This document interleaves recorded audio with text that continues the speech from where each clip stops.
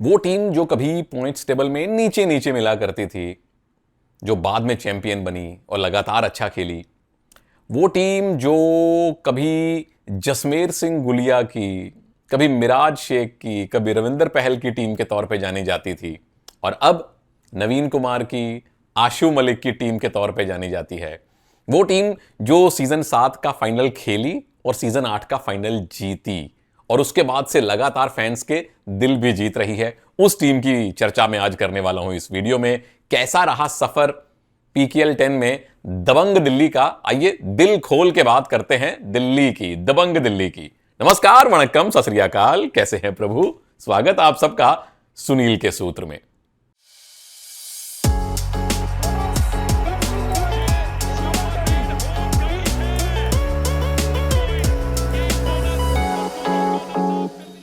तो दबंग दिल्ली को इस बार 2 पॉइंट की एक नजदीकी हार मिली थी एलिमिनेटर में, जब पटना पायरेट्स ने आपको एलिमिनेटर से एलिमिनेट कर दिया।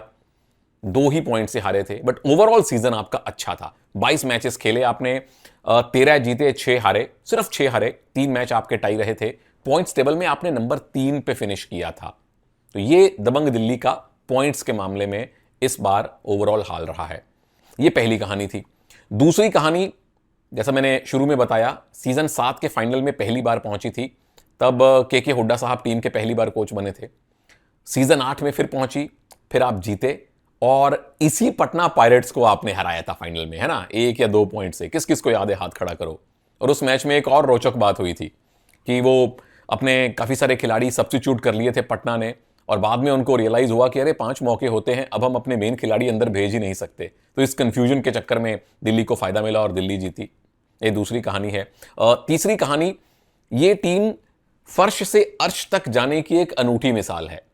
ये टीम भी और पुनेरी पल्टन भी, क्योंकि पुनेरी पल्टन, दबंग दिल्ली, तेलुगु टाइटंस, ये शुरू के कुछ सीजन में इन तीनों में से कोई ना कोई 2 टीम्स आपको पॉइंट्स टेबल में नीचे ही मिला करती थी। दबंग दिल्ली तो खास तौर पे बहुत सारे चॉप एंड चेंजेस हुए थे, और वो टीम सीजन 7 के फाइनल में पहुंची, सीजन 8 का फाइनल जीती, अचानक से लगातार अच्छा खेलने वाली ये टीम बन गई थी। तो ये कमाल की कहानी है।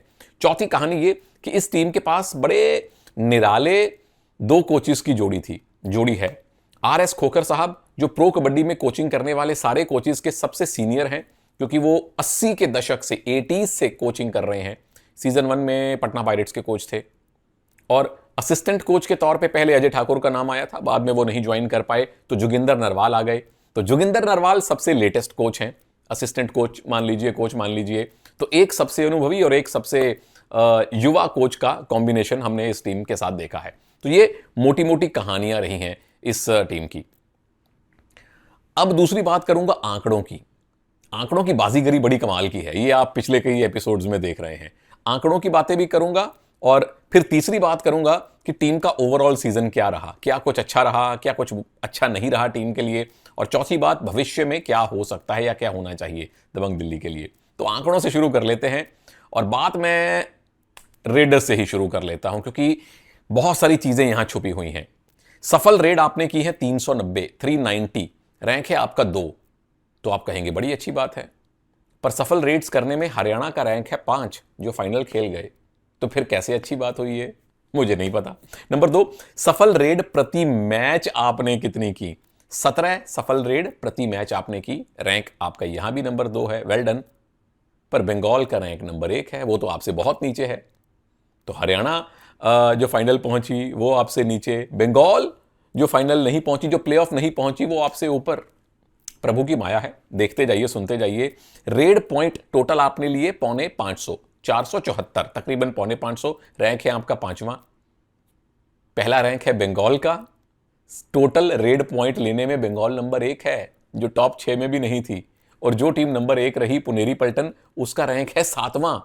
हे प्रभु, हे जगन्नाथ बांके बिहारी, ये क्या हो रहा है? आगे आइए। एवरेज रेड पॉइंट प्रति मैच 20.5, 20.6, रैंक है आपका 4था। हरियाणा का रैंक है 8वां, जो फाइनल खेली है। पुनेरी पल्टन का रैंक है 9वां। हे प्रभु, ये कैसी माया है? एवरेज रेड पॉइंट प्रति मैच 2 फाइनल खेलने वाली टीमों के दबंग दिल्ली से भी कम है। यही है मजेदार कहानी। आगे पॉइंट्स आपने कंसीड कितने किए, टोटल 778, रैंक है आपका 9वां, जो कि अच्छी बात है, यानी कि नीचे से चौथा रैंक है आपका पॉइंट कंसीड करने के मामले में, यानी कि आपके खिलाफ ज्यादा पॉइंट टीमें स्कोर नहीं कर पाई। पर हरियाणा का रैंक है दूसरा, यानी कि 11वीं टीम, सबसे ज्यादा जिस टीम के खिलाफ पॉइंट स्कोर किए गए हरियाणा उसमें नंबर 2 है, और वो फाइनल खेल गए। ये कमाल की बात है। सुपर रेड आपने की 13, चौथा आपका रैंक है, पर बुल्स ने सुपर रेड के मामले में दूसरा रैंक लिया है, और पुनेरी पल्टन जो फाइनल जीती उनका रैंक है 11वां सुपर रेड करने के मामले में। हालांकि सुपर रेड के आंकड़ों से टीम की परफॉर्मेंसेस पे फर्क नहीं पड़ा, पुनेरी पल्टन कम सुपर रेड करके भी चैंपियन बनी। उसके बाद एवरेज पॉइंट स्कोर प्रति मैच तकरीबन 36.8 आपने पॉइंट हर मैच में लिए। तमिल तलाइवास का रैंक है इसमें दूसरा। ये सबसे कमाल की बात है। और उसके बाद डुओ डाई रेड पॉइंट्स आपने कितने लिए, 74 रैंक है आपका 5वां, तो ठीक ठाक है। हरियाणा ने आपसे कम डुओ डाई रेड पॉइंट लिए हैं, उनका रैंक है 6, वो फिर भी उपविजेता बन गए, है ना कमाल की बात। चलिए, जब रेडिंग की बात कर ही रहे हैं तो रेडर्स की बात भी कर लेते हैं। यहां आती है असली कहानी। टीम के सबसे कामयाब रेडर कौन, तालियां उनके लिए, जोरदार तालियां, नाम है आशु मलिक। इस बार के सबसे कामयाब रेडर, 276 रेड पॉइंट आपने लिए, 23 मैच खेले, 12 की आपकी एवरेज है, और पुरस्कार भी आपको मिला सर्वश्रेष्ठ रेडर का। 15 सुपर 10 आपने लगाए, वहां आपका रैंक दूसरा है। तो आशु मलिक बहुत बहुत वेल डन। साथ में आपने 9 सुपर रेड की, सबसे ज्यादा सुपर रेड भी आशु मलिक ने इस सीजन में की है। इसके बाद दूसरा रैंक किसका है रेडिंग में दिल्ली के लिए, गेस कीजिए। नवीन कुमार का, जिन्होंने खेले हैं 6 मैच, पॉइंट लिए 71, एवरेज तकरीबन उनकी भी 12 है, और 6 मैचेस जो नवीन ने खेले उसमें 5 सुपर 10 मार दिए। उसके बाद आती है गड़बड़।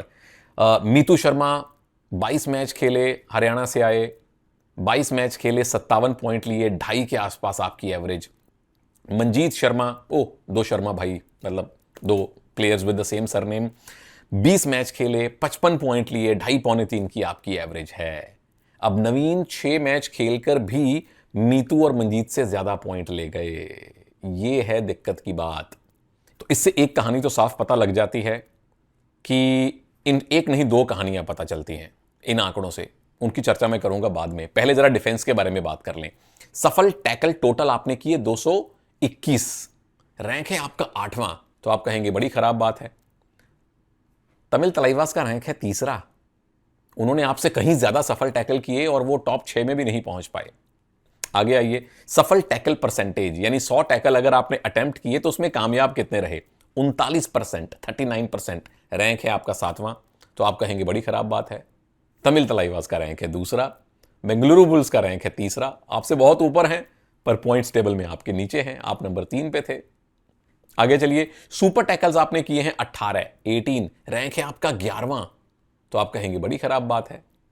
तमिल तलाइवास का रैंक है दूसरा, यूपी का रैंक है 5वां, जो पॉइंट्स टेबल में बहुत नीचे थे, 11वें स्थान पे थे, यानी कि सुपर टैकल करने मात्र से आप आगे नहीं जाते हैं। यह बात बार बार प्रूव हो रही है हर वीडियो में। टैकल पॉइंट आपने लिए 239, 239, रैंक है आपका 8वां, फिर आप कहेंगे यह भी गड़बड़ है। तमिल तलाइवास का रैंक है तीसरा, तो वो ऊपर क्यों नहीं गए, ये प्रभु की माया है। आगे चलिए, एवरेज टैकल पॉइंट प्रति मैच आपके थे 10.5, 10.4, रैंक है आपका तीसरा। हरियाणा का रैंक है 7वां, जो फाइनल खेली। हे प्रभु, क्या करें इन आंकड़ों का। आगे आइए, ऑल आउट आपने विरोधी टीमों को कितनी बार दिया, ऑल आउट्स इन्फ्लिक्टेड 34, रैंक है आपका तीसरा, तो आप कहेंगे ये तो अच्छी बात है, पर हरियाणा का रैंक है 7वां ऑल आउट देने में, और वो फाइनल खेल गए। ऑल आउट कंसीड आप कितनी बार ऑल आउट हुए, 28 बार, 7वां आपका रैंक है, तो यहां कोई कंपटीशन आपका नहीं है। ये ओवरऑल टीम के डिफेंस की और कुछ और बातें हैं। डिफेंस में हुआ क्या, यहां देखिए, यहां भी कहानियां आपको पता चलेंगी। सबसे कामयाब आपके डिफेंडर बने योगेश दहिया, जो राइट कॉर्नर हैं, 23 मैच खेले, 74 आपके पॉइंट हैं, तीसरा रैंक उनका, और सबसे बढ़िया यंग प्लेयर का अवार्ड योगेश दहिया को दिया गया। एवरेज आपकी 3.25, बहुत अच्छी है, और 5 आपके हाई 5 थे। आगे चलिए, आशीष मलिक जो लेफ्ट कॉर्नर खेलते थे कुछ एक मैचेस में, 19 मैच आपने खेले आशीष, 48 पॉइंट लिए, 2.5 की आपकी भी एवरेज है, 4 आपके हाई 5 हैं, आपके लिए भी 4 तालियां हैं क्योंकि अच्छा सीजन रहा इन दोनों का। विशाल भारद्वाज जो हम सबको लग रहा था कि टीम की फर्स्ट चॉइस लेफ्ट कॉर्नर होंगे, मैचेस खेले, पूरे नहीं खेले, कभी एक हाफ आशीष खेलते थे, कभी विशाल भारद्वाज खेलते थे, तो 19 मैचेस में 36 पॉइंट विशाल के हैं, तकरीबन 2 की उनकी एवरेज है, 2 ही उनके हाई 5 हैं, लेकिन यहां चॉप एंड चेंज होते रहे। गड़बड़ कहां हुई? गड़बड़ हुई प्रभु कवर्स में। विक्रांत 18 मैचेस 25 पॉइंट, 1.5 से भी कम एवरेज। मोहित 20 मैचेस में 18 पॉइंट, 1 से भी कम एवरेज। यहां हुई है असली गड़बड़। तो इस पूरे आंकड़ों से, दबंग दिल्ली के पूरे सीजन से हमें सीखने को क्या मिला है? क्या चीजें हैं जो दबंग दिल्ली हमें बता रही है? पहली चीज सबसे बड़ी यह सीखने को मिली है कि आपके सो कॉल्ड सुपरस्टार रेडर के बिना भी आप अच्छा कर सकते हैं। मुझे याद है नवीन की इंजरी के बाद कुछ एक मैचेस टीम लगातार जीत रही थी, हारे नहीं थे। हरियाणा ये बात लगातार कर रही है। मनप्रीत सिंह या जिस भी टीम के कोच होते हैं वहां कभी भी सो कॉल्ड बड़े सुपरस्टार नहीं रहे, वो लगातार अच्छा करते हैं। पुनेरी पल्टन बिना किसी सो कॉल्ड बड़े 200-250 पॉइंट्स वाले स्टार के बिना उन्होंने चैंपियनशिप जीत ली, ट्रॉफी जीत ली। तो नवीन के बिना भी टीम ने अच्छा किया है, ये एक बहुत अच्छी सीख है। नंबर 2, आशु मलिक एक नए स्ट्राइक रेडर बन गए हैं। स्टार रेडर कहने से पहले मैं एक सीजन वेट करूंगा अभी, लेकिन वो स्ट्राइक रेडर बने हैं। नवीन की गैर हाजिरी में उन्होंने जिम्मेदारी उठाई है और इसमें श्रेय पूरा जाता है कोच साहब का, क्योंकि उन्होंने सीजन से पहले एक खास इंटरव्यू में मुझे बताया था, वो इंटरव्यू आप नीचे जाके देख लीजिए, मैंने लाल रंग की टी शर्ट पहनी थी मुझे याद है। वहां खोखर साहब ने बताया था कि इस बार आशु आपको बहुत अच्छा करके देगा, हमारे यंग डिफेंडर आपको अच्छा करके देंगे। तो आशु को बहुत बहुत शाबाशी है, वेल डन है। जो आप सीजन के सर्वश्रेष्ठ रेडर बने हैं वो आपकी मेहनत का परिणाम है। उन्होंने बताया कि वो नए स्ट्राइक रेडर बनने के लिए एकदम तैयार हैं। तीसरी बात ये हमें देखने को सीखने को मिली कि यंग कॉर्नर भी अच्छा कर सकते हैं। सबको लगा था टीम देख के कि विशाल भारद्वाज और सुनील नरवाल इनकी जोड़ी कॉर्नर्स पे खेलेगी, पर कोच साहब ने कहा ब्रो होल्ड माई छाछ। योगेश को और आशीष को ले आए और स्पेशली योगेश ने तहलका मचा दिया, आशीष भी बहुत बेहतर खेले। तो नई कॉर्नर्स की जोड़ी हमें देखने को मिली है। नंबर 4, जो निराशा हुई वो दूसरे रेडर्स में हुई। कहां उम्मीद थी कि नवीन नंबर 1 रेडर होंगे तो मीतू अपने अनुभव के कारण टीम के दूसरे सपोर्ट रेडर बनेंगे, या मंजीत चूंकि लगातार खेल रहे हैं और मैं मंजीत को बड़ा हाईली रेट करता हूं, अभी भी करता हूं, लेकिन इन दोनों का सीजन अच्छा नहीं रहा। अगर नवीन की इंजरी के बाद आशु ने जिम्मेदारी उठाई थी, उन्हें मीतू का, मंजीत का सपोर्ट मिलता तो शायद एलिमिनेटर में ही आप जीत जाते। चलिए आगे चल के मिलते हैं हमें कवर्स, जहां विक्रांत हैं, जहां मोहित हैं, वहां हुई है गड़बड़।